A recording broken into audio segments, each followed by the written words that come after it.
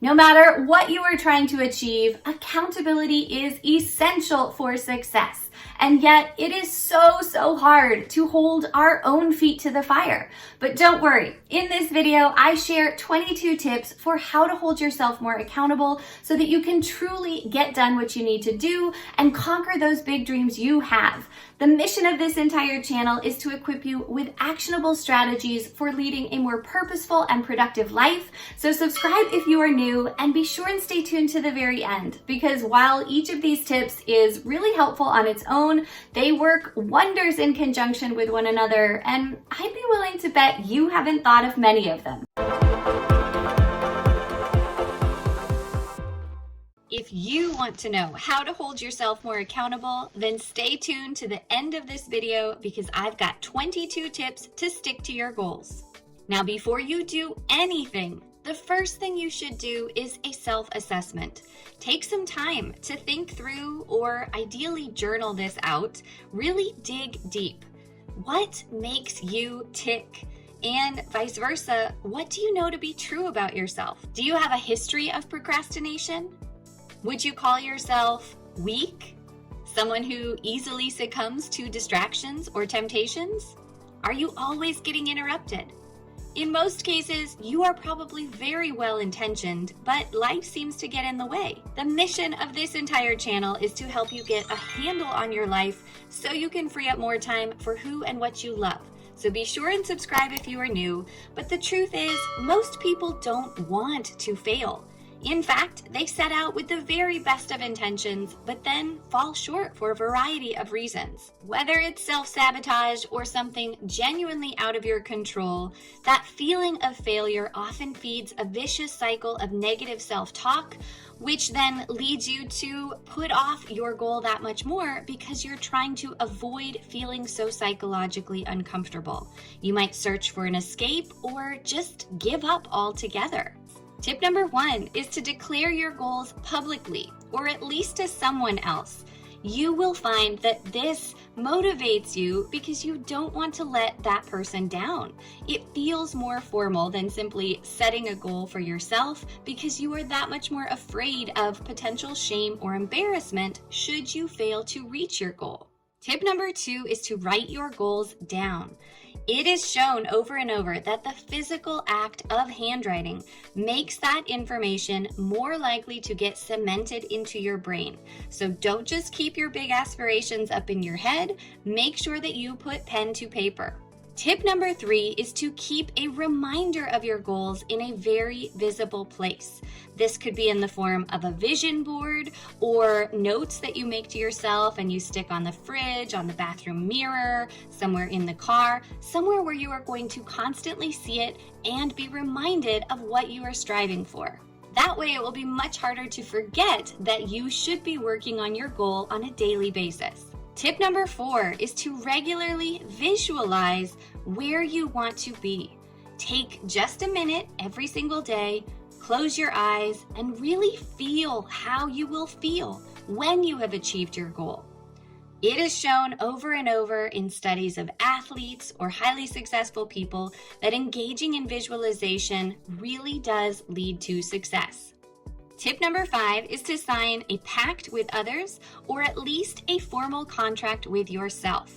I will link my free 90-day commitment tracker down in the description that gives you an example of how to do this. It walks you through the process of literally putting your name on the dotted line and then allows you to track your progress over the course of reaching your goal. Tip number 6 might sound a little silly, but you could make a few get out of jail free cards for yourself to use on days where you're just not feeling it, and that would then excuse you from having to work towards your goal on that particular day.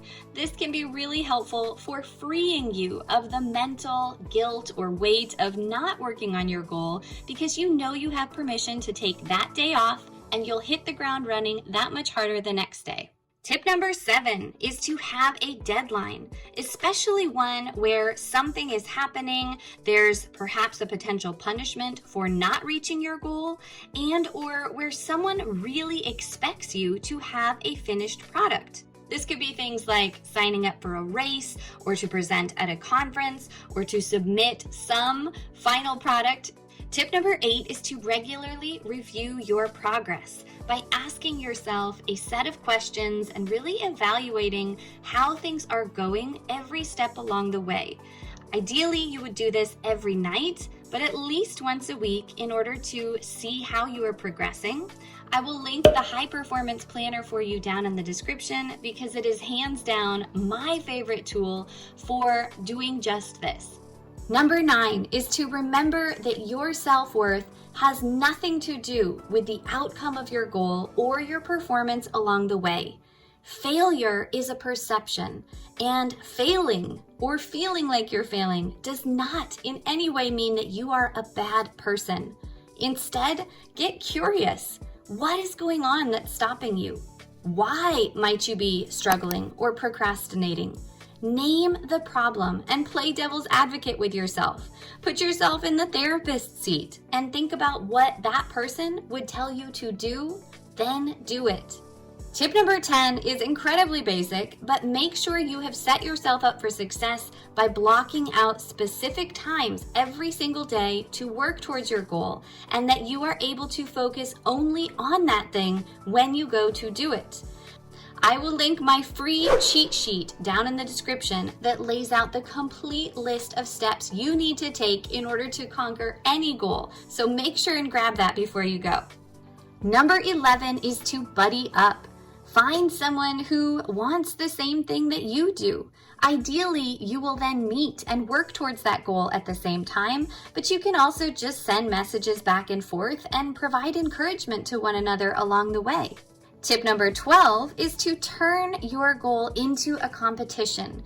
You might compete with others to see who can reach that goal first, or you can even compete with yourself to see if you can beat your past record. Tip number 13 is to get an accountability partner. This isn't necessarily someone who is working towards your same goal, but rather just someone you can check in with on a regular basis to report your progress. This could be someone who knows you really well and might be able to help hold your feet to the fire, or it can be someone who doesn't know you and therefore could be much more objective. Whatever you think is going to be most helpful and motivating for you. Tip number 14 is to join a support group of like-minded, ambitious people who are going to help be your cheerleaders every step of the way. If you're looking for just such a group, check out my Goal Slayer Gals program. It's linked for you down in the description. We do 60-day goal slaying sprints multiple times a year, and I would love to have you join us for the next one. Tip number 15 for how to hold yourself more accountable is to hire a coach. Yes, you would actually pay someone to help you stay on track towards your goal.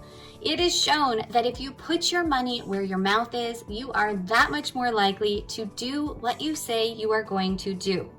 Now, one quick note of caution. In choosing a coach, make sure that you keep in mind whether you are someone whose love language is words of affirmation.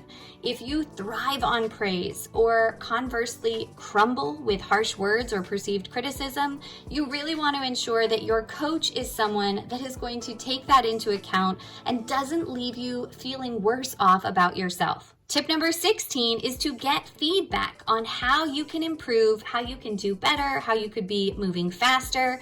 It's very easy when working on a goal to feel like you're just spinning your wheels and get discouraged. So at a minimum, look at past examples of people who inspire you, people who did what you want to do. Learn from what they did. You can also ask questions in online forums, or again, having a coach is a really invaluable way to get this feedback for yourself.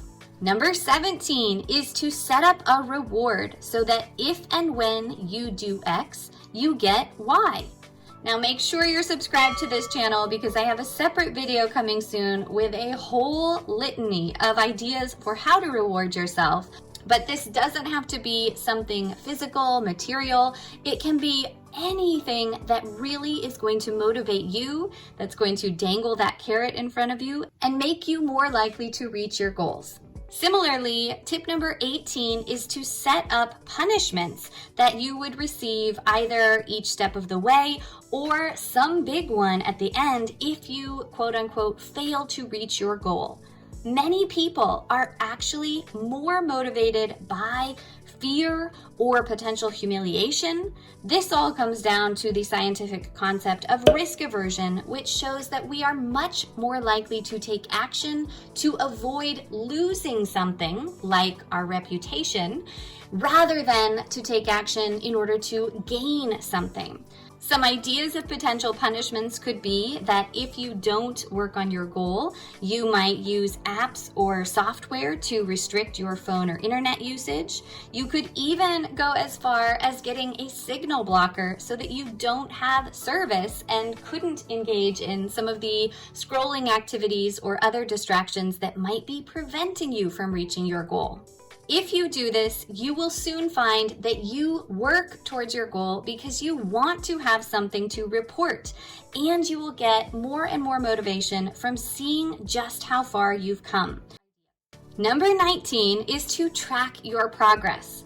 This is so critical because you will soon find that you will want to have something to report every single day, and you will also then be more and more motivated looking back at just how far you have come. Now, there are a variety of different trackers out there. You could make a simple thermometer chart that you color in as you get closer. I've also made a series of videos with other ideas that I will link for you below. Tip number 20 is to pay yourself every time you do something for your goal.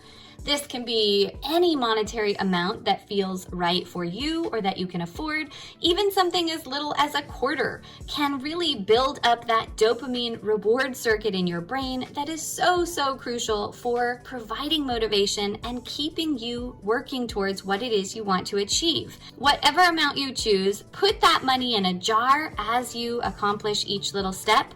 You could also even manually move that amount of money to a specific bank account or have some amount automatically deducted from your paycheck. We are getting to the good ones. Tip 21 is to join a money pool with others, where you and any number of other people all contribute a certain amount of money, and then you can either divide up this money according to however many people reach their goal, or give the full amount to the winner who reaches the goal first or has the most success.